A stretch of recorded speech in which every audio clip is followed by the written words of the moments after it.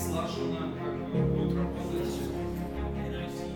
Azərbaycan aviasiyasında yeni mərhələ başlayır. Belə ki, artıq Heydər Əliyev Beynəlxalq Aeroportunda təyyarələrin təhlükəsizliyi üçün qızıl standart hesab olunan texnologiya, unikal sürətli bərpa sistemi tətbiq olunur. Bu, yerüstü əməliyyatları daha sabit və təhlükəsiz edir. Eyni zamanda adı çəkilən sistem təyyarələrin hərəkətini optimallaşdırmaq və uçuşların fasiləsiz davamlılığını həyata keçirir. Bakı indi Toronto, Viyana və Sinqapur kimi hava limanlarının sırasına qoşularaq beynəlxalq tranzitə ən etibarlı mərkəzlərdən birinə çevrilir. Sistemin üstünlüyü ondadır ki, bütün proses tək addımla və kəsilmədən həyata keçirilir. Əlavə müdaxiləyə ehtiyac qalmır. Əməliyyatlar daha çevik və etibarlı olur. Sistem yalnız sərnişinlər tam şəkildə təyyarəni tərk etdikdən sonra icra olunur.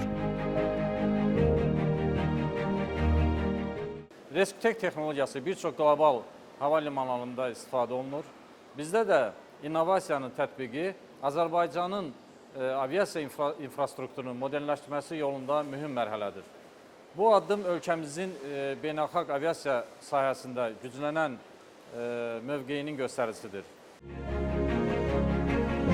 Qeyd edək ki, texnologiyanın tətbiqinə hazırlıq məqsədi ilə əməkdaşlar beynəlxalq təlimlərdə iştirak ediblər. Əvvəlcə Çexiyada keçirilən kurslar, daha sonra isə Bakıda təşkil olunan intensiv proqram mütəxəssislərə avadanlığın idarə olunması üzrə ən müasir bilikləri qazandırıb.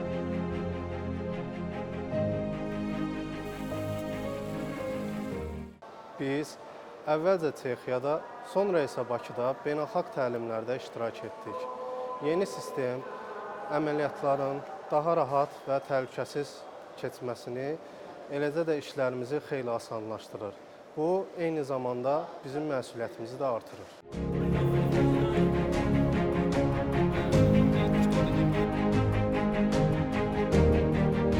Hazırda Heydər Əliyev Beynəlxalq Aeroportu bu texnologiyaya malik regionda yeganə hava limanıdır. Bu nailiyyət Azərbaycanın yalnız coğrafi qovşaq deyil, həm də tranzit üçün ən etibarlı seçim olmasına imkan yaradır. Reskutek texnologiyası artıq Toronto, Viyana, Cenevre və Sinqapur kimi iri hava limanlarında, eləcə də bir sıra nüfuzlu aviaşirkətlərdə uğurla tətbiq olunur. Azərbaycanın bu ekosistemə qoşulması ölkəmizin beynəlxalq aviasiya ailəsində mövqeyini daha da möhkəmləndirir.